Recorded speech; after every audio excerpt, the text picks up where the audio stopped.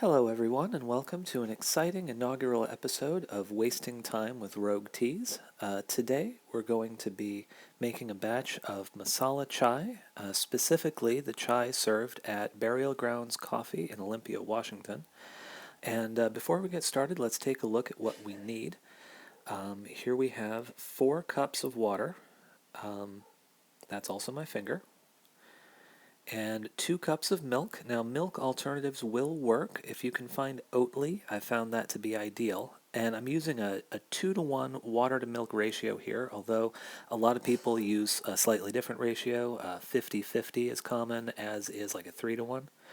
And we have a 1/3 cup of sugar, 2 tablespoons or about 10 grams of black tea. I'm using an Assam CTC, available for purchase from rogueteas.com.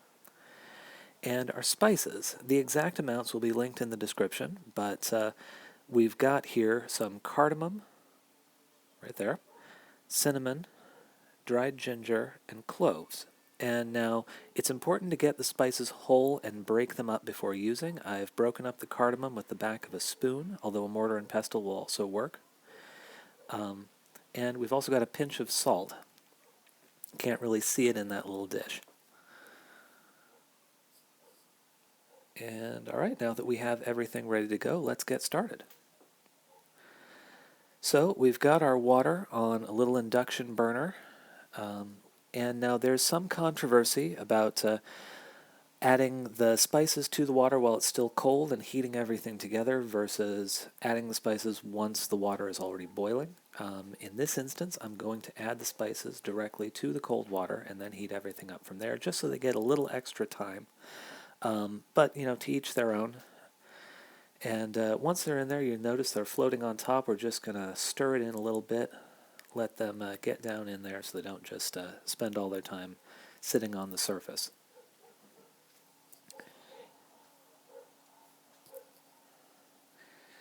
And now we've got the water boiling. You'll notice that's a fairly violent boil. More on that later. We're going to turn our heat down. You want this to be just sort of simmering. Give it a stir, let everything get incorporated there. And we're just going to give this a few minutes just to stir and let the spices at least, boil in the water for a while before we add our other ingredients. This is just to extract as much flavor as we can from them. Although, I'll explain later, just the water won't provide the full depth of flavor from the spices. That won't happen until we add the milk. But it is nice to get things started this way before we add our black tea. Just going to stir it, stir it, stir it. And you'll notice this is a fairly violent boil. With such a small device, these induction units really only have 2 settings, off and full blast. So when you're heating this stuff up, you are going to want something with a little finer temperature control. And we'll see why later. Now we're going to add our black tea. And we're just going to pour it in there, and you'll notice when we pour it in, the water will foam up a little bit as the tea leaves start to incorporate. It'll settle back down, but give it another little stir. You'll notice most of this process is just going to be watching the pot and stirring it as needed. You'll notice, we're getting some foam here. That's a consequence of adding the tea. Also, the ginger root has a fair amount of starch. And as it cooks, we'll start to see a little more foam accumulating on top.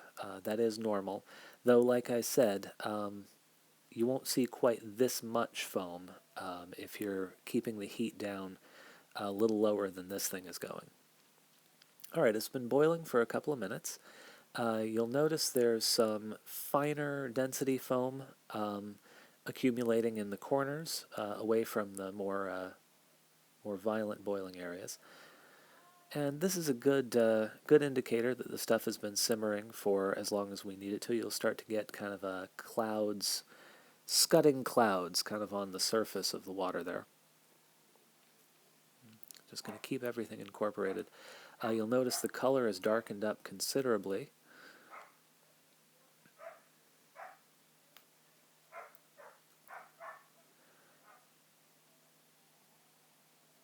And so with this particular one, you'll notice we're stirring this quite a bit.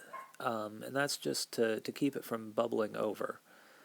Um, this induction unit that I'm using right now is designed for a much larger pot or saucepan to be sitting on it rather than the little kettle that I'm using. And so I think the thermostat that's in there just really isn't working as well as it should. It's really just going full blast. I've turned the heat down a couple of times now.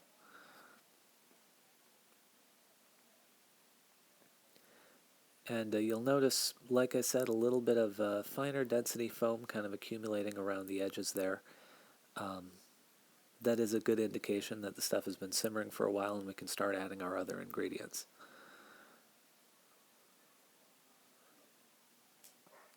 But I'm just going to continue to stir it a little more just to make sure.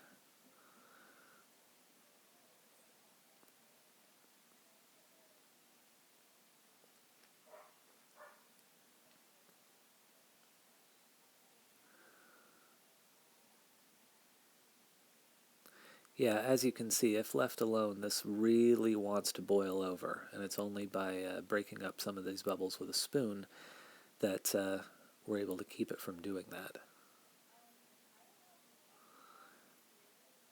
And yep, that's where it goes over completely. Now, I'm about to add the salt, and when I do that, if you've ever seen pasta, adding salt to boiling water will make it boil even more violently. So I'm about to fuck up right here. Yeah, there you go. But you'll notice it calms down pretty immediately after that. So we're going to add the sugar, and we're going to stir that in just enough so that it dissolves. And once that's fully dissolved, remember this is a decent amount of sugar, so give it a good stir in there, really get it in. We're going to add our milk. I'm going to turn the heat back up to about a medium. And there goes our milk. And we're going to give it another decent stir. And so this, because we've just lowered the temperature of the liquid, it's going to take a minute to come back up to a boil. But it'll happen really unexpectedly. So this is the phase where you really want to watch what you're doing. It likes to boil right when you look away from it.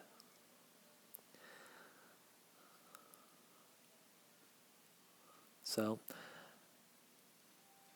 now, since we've got a minute while this is coming back up to a boil, let's talk about the chemistry of why the chai is prepared this way rather than simply steeping the tea and the spices in water and then adding the milk later. By doing it this way, so the volatile compounds in a lot of the spices, the clove, cardamom, cinnamon, are fat soluble. And while they infuse a little bit in hot water, it's not nearly as much as they do in something that has some fat. So milk, soy milk, oat milk, almond milk, anything like that, you get, if the spices and the milk are in the pot together, and it's allowed to actually simmer and infuse that way, you get a lot more depth of flavor than a simple like black tea spice mix that you would brew, like any other tea. And notice I'm wiping off the induction unit here. There's going to be some unsightly streaks for the rest of the video. I hope that's okay. But yeah, so this is as much as a white person that's never been to India like myself can tell you, this is more of a traditional masala chai preparation than you'll find if you were, say, using a water-based concentrate and adding milk to that, or a powder mix, or any of the other chais that you see for commercial consumption. This way is a little more time-consuming, but I think the results are really worth it. Now, if you're a devotee of burial grounds chai, you might notice that I'm using dried ginger. instead of fresh ginger. The burial grounds chai, that's one of its claims to fame, is it has that nice ginger heat. And the reason for this was the spices that are going into this, hopefully, Lord willing, are going to be shipped out as a sort of a do-it-yourself chai kit with one of the next batches of the Burial Grounds Rogue Teas community-supported caffeine box. And so we wanted to get everything a person might need all together in one thing. If you're doing this, just from this video and you're going out and buying your own spices, definitely try to get fresh ginger. The flavor really is worth it. You can grate it. Any like small hole cheese grater will work for that.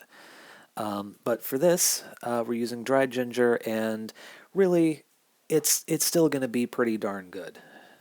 So we're just waiting for this to come up to a boil here. And again, this is the part where you're going to get tempted to look away, and then like as soon as it goes, yeah, it'll boil right when it knows you're not watching it anymore. So we're just going to sit with this for a second here. I might cut the video though for just a minute. Okay, so it's been about 3 minutes, and we've got some more foam accumulating on the surface, and it's basically going to foam up on top before it actually starts to boil. So we're just going to wait for that moment. You can tell there's quite a bit more around the edges, and once it happens, like I say, once it happens, it's going to happen pretty rapidly. So you can see a few little spices starting to move below the surface. Foam accumulation is starting to get that much more solid.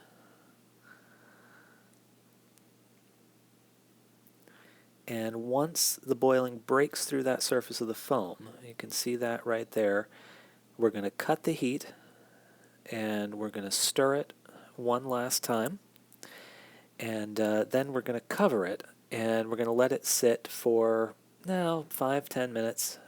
This isn't strictly necessary. You could pour it off and drink it now if you wanted to, but giving it that extra little bit to sort of let it cool down a little bit and let it continue to infuse a little bit longer, in my opinion, really improves the flavor.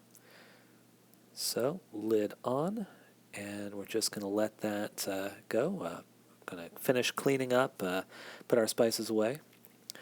All right, and now that we've let it sit, it's been about 5 minutes, and so what you can do is you can leave the spices and the tea in the vessel and pour it off as you drink it, or you can strain the entire thing into, say, a mason jar and keep that in the fridge or wherever you want to. But I'm going to pour us off a cup of this right now. Just use a little mesh strainer and pour it out. And now we're going to go set our strainer somewhere where it doesn't drip all over everything.